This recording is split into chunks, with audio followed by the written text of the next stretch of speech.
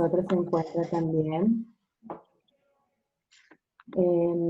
el doctor Edgar León, que va a presentar el tema Atención ambulatoria y domiciliaria no COVID-19 en tiempos de COVID-19.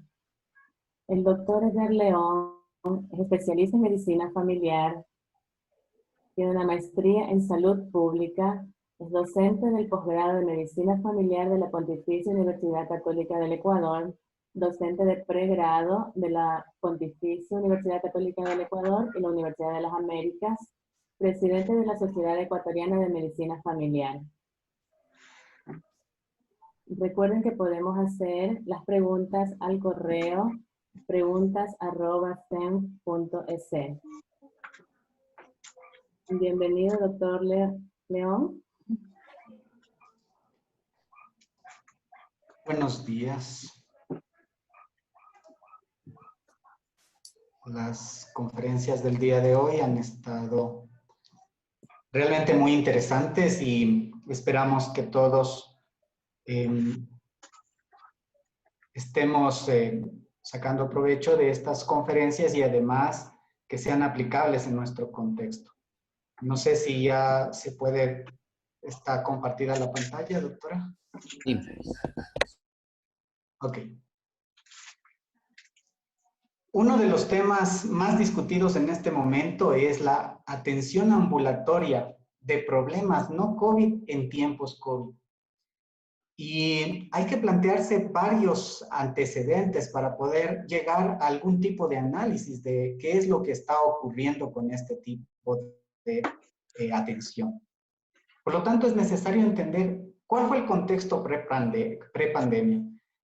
Me planteé tres probables interrogantes. La primera, ¿cómo estuvo la relación de salud con enfermedad y sus determinantes? La segunda, ¿cuáles fueron los nudos críticos en el nivel ambulatorio en el Sistema Nacional de Salud y en el sistema complementario? Y la tercera, ¿cómo fue la respuesta del sistema ante los temas no COVID? Vamos con el primer punto, la salud y su relación con enfermedad y los determinantes de la misma. Para la OMS, en el año 2019, relataba la situación del Ecuador con varias características como un incremento en la morbilidad y mortalidad de las enfermedades crónicas no transmisibles, un incremento en los accidentes de tránsito y además el mayor número de ellos relacionados con el consumo del alcohol. Señala que se mantiene la desnutrición en menores de 5 años, pero además se incrementan los trastornos de sobrepeso y obesidad en niños. Señala un incremento o un mantenimiento en infecciones respiratorias como la primera causa de enfermedad en la consulta ambulatoria del Ecuador. Y la presencia de virus como chikungunya, Zika, el incremento o el mantenimiento de reportes de fiebre amarilla y el comportamiento endémico de dengue, y los considera como un reto para el sistema. Estas son las características señaladas para el Ecuador en el año 2019. Es decir, primero, no había un adecuado control de los determinantes sociales de la salud. Recordemos, tenemos como una de los primeros problemas los accidentes de tránsito, el cual no es un tema directamente relacionado con el Sistema Nacional de Salud. Y estos accidentes tienen como la primera causa el consumo del alcohol. Ambos determinantes que salen del contexto Sistema Nacional de Salud. Tenemos otro problema, la sobreposición de problemas del subdesarrollo con los problemas del desarrollo. Tenemos niños con bajo peso y niños con sobrepeso e incluso con obesidad. Otro problema es las enfermedades prevalentes, ya teníamos enfermedades emergentes y reemergentes, todas estas sobrepuestas allá los otros problemas de salud. ¿Qué significa? Pues tenemos una escasa capacidad de respuesta de toda la estructura. Y es importante definir eso. No estamos hablando de una falta de respuesta del primer nivel, del segundo nivel, del tercer nivel. Estamos hablando de una falta de respuesta de la estructura que tiene que ver con los diferentes factores relacionados con salud.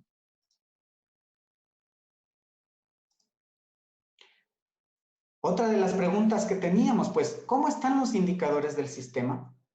He tomado algunos de los indicadores que han sido reportados en las estadísticas nacionales. El primero, la tasa de médicos por provincia.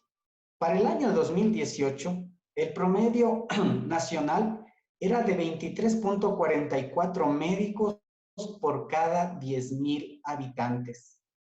He señalado 3 provincias en las cuales en este momento son el mayor número de casos de pacientes COVID. Pichincha, tenemos 30.39 médicos por cada 10,000 habitantes. Guayas, que fue una de las provincias más afectadas por esta pandemia, con 22.77 médicos por cada 10,000 habitantes, y Manabí con 21.84 médicos por cada 10,000 habitantes. Recordemos que además de la tasa de médicos por provincia, uno de los inconvenientes es la tasa de concentración en la región urbana en relación con la región rural. Aun cuando en estas provincias podríamos tener, como Pastaza, Galápagos, Orellana, tenemos una tasa alta de médicos por habitante, sin embargo, hay que considerar las provincias en las cuales la dispersión de la población impide un adecuado acceso a la atención médica. Doctor, las actividades extramurales. No podemos...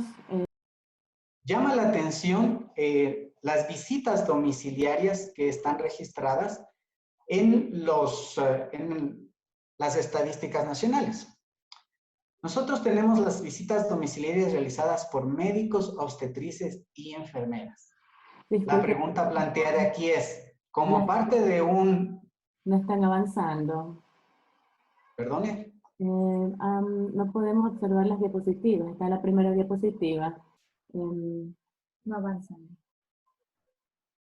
Mil disculpas, déjame Sí, ver. revisa sus diapositivas, por favor. Ok.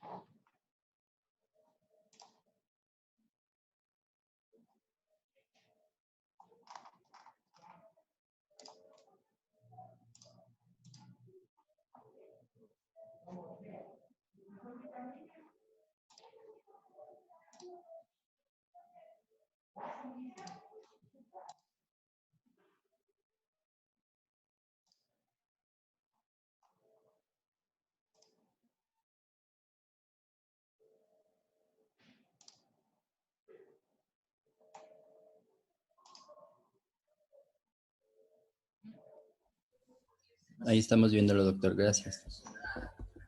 Ok.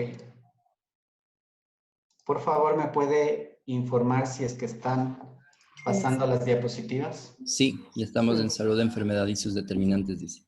Ok, mil disculpas. Como les mencionaba, debíamos revisar entonces cómo estaban los indicadores relacionados con el sistema. En las visitas domiciliarias habíamos mencionado que tenemos sobre todo visitas domiciliarias, un mayor número de visitas domiciliarias en las provincias de Manabí y Guayas. ¿Por qué llama la atención estas actividades?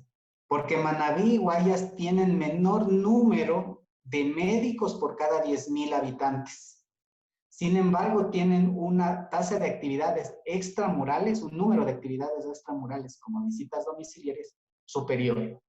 Significa que quienes están haciendo las visitas domiciliarias no son médicos, probablemente son parte del equipo, puede ser los profesionales de obstetricia, enfermería o otras personas relacionadas con los equipos de salud. Pichincha, con una tasa de médicos mucho más alta, está más o menos a la mitad del número total de visitas domiciliarias del país. Siguiente pregunta en relación a las estadísticas. ¿Cómo está el nivel hospitalario?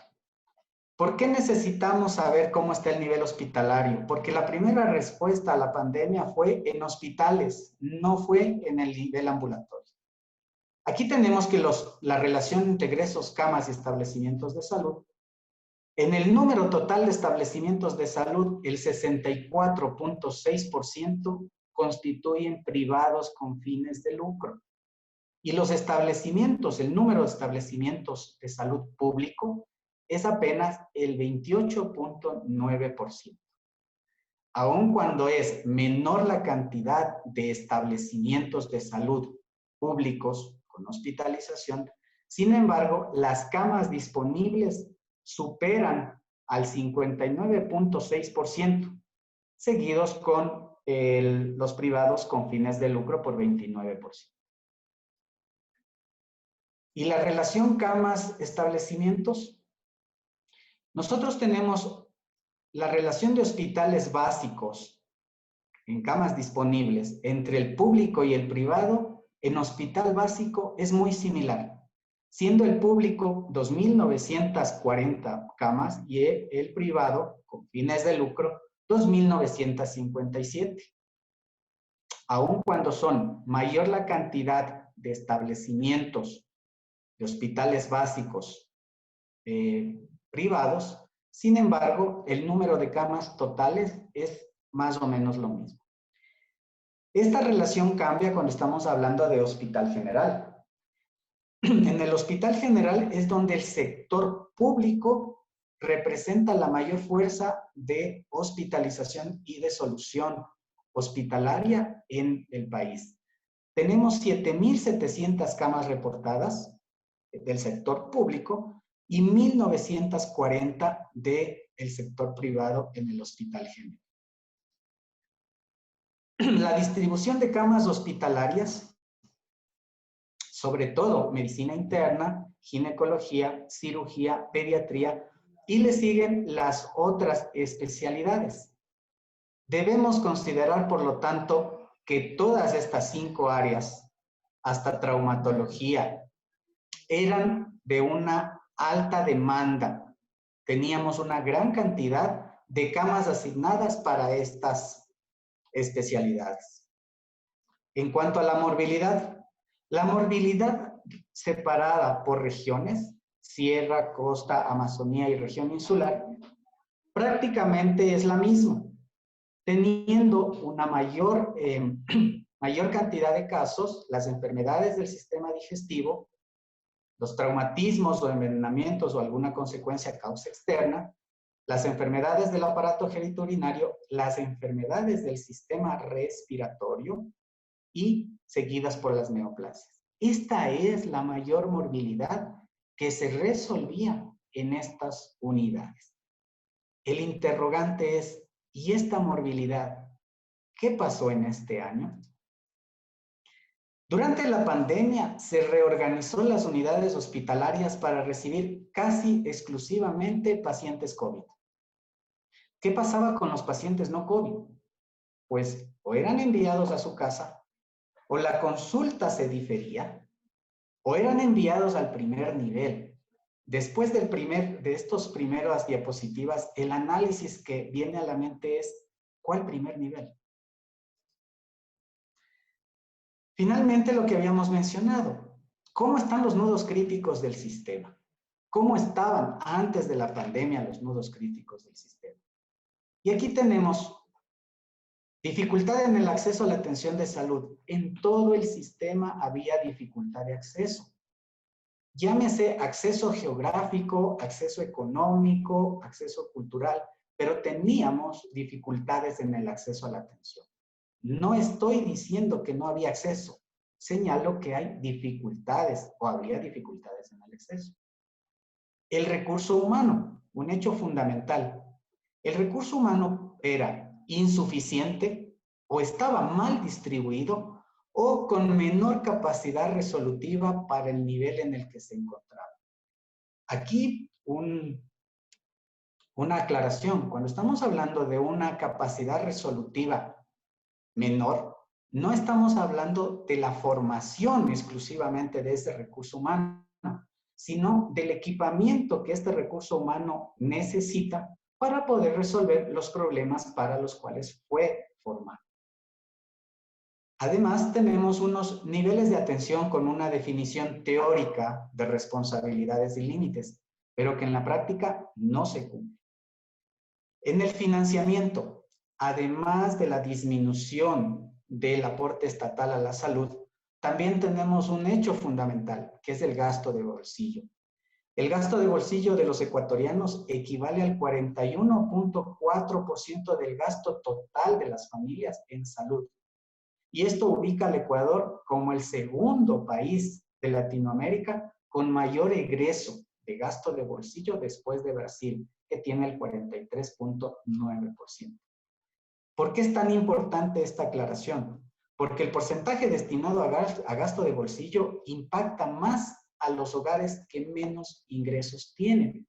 Y recordemos que en nuestro país los hogares de menor ingreso son precisamente aquellos que no tienen estabilidad laboral, que no tienen derechos de afiliación a seguro social, etc. Esta característica del incremento de gasto de bolsillo va a generar mayor cantidad de familias en riesgos de vulnerabilidad de algún tipo. Pues en este escenario, el 29 de febrero del 2020, la ministra de Salud del Ecuador informa sobre el primer caso COVID-19.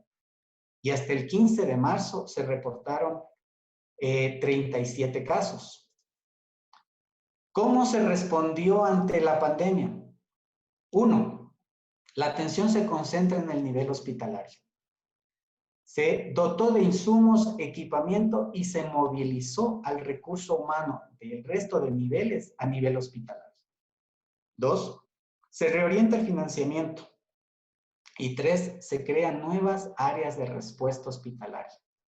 En cambio, en el nivel ambulatorio, la morbilidad no COVID inicialmente se dirige a domicilio y se plantea una respuesta emergente a primer nivel. Es decir, aquellos que no pueden todavía mantenerse en domicilio, se los dirige como una respuesta emergente a un primer nivel.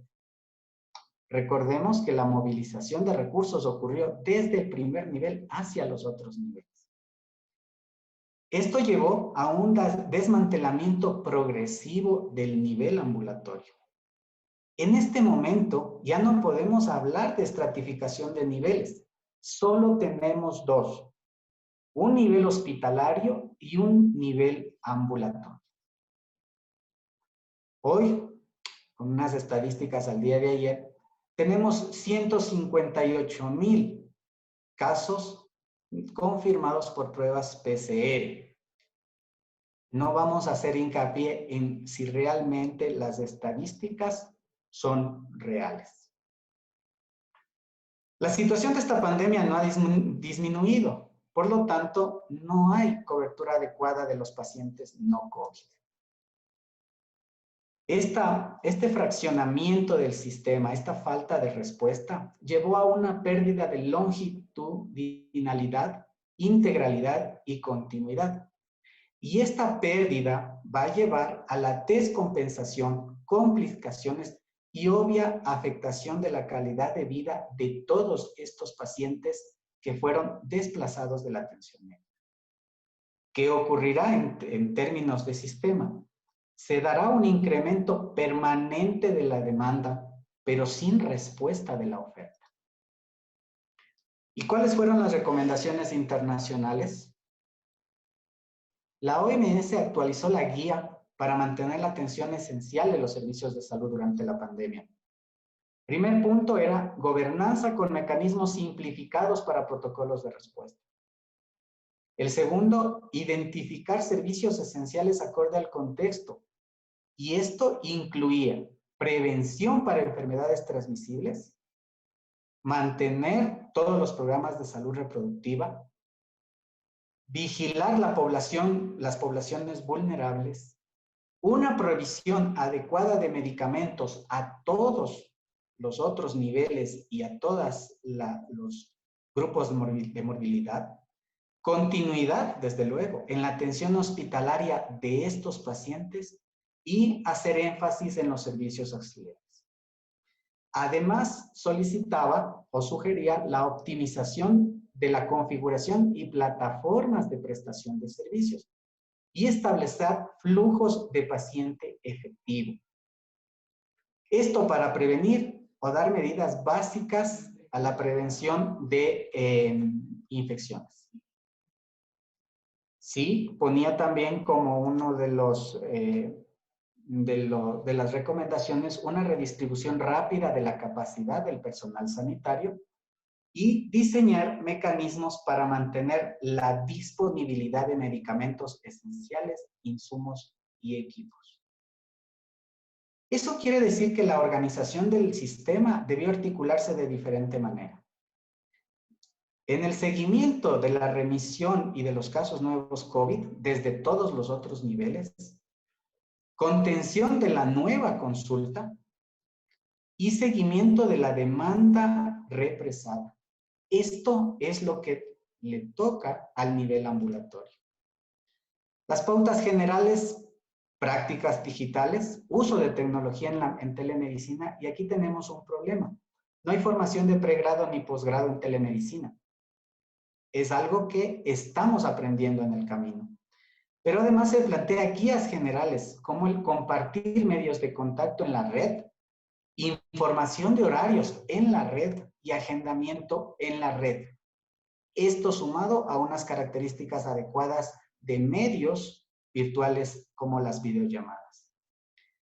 Pero además hay que enseñar tanto a los profesionales como a los pacientes. Nos estamos centrando en la formación de telemedicina y de diagnóstico a distancia en los profesionales, y estamos olvidando que el paciente también debe aprender de todos estos medios. Siguiente pauta general es el ambiente hospitalario en interfase con el ambulatorio. Doctor León, disculpe, tenemos 5 minutitos. Ok. La práctica presencial es progresiva, pero es inevitable. ¿Qué componentes? Atención longitudinal y continua. El núcleo de atención es el familiar y sus cuidadores. La atención de las 3 esferas. Definición y priorización de vulnerabilidades. Coordinación entre los sectores sociosanitarios y no solo entre los niveles de salud. Y equipos multidisciplinarios. Es ideal que trascienda niveles. Es decir, especialistas del área ambulatoria en conjunto con la hospitalaria y viceversa.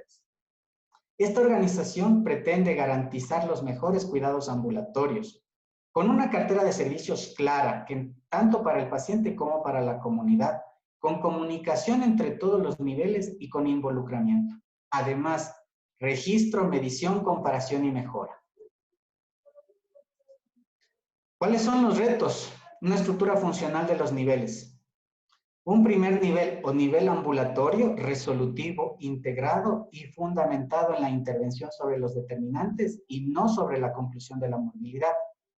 Integración ambulatoria hospitalaria no solo en funciones, sino también en formación. El especialista ambulatorio debe formarse también sabiendo qué hace el hospitalario y viceversa. Y un replanteamiento de indicadores, de producción a resolución. El problema es estructural y no se resuelve incrementando un componente, sino abordando en forma integral todos ellos. Gracias.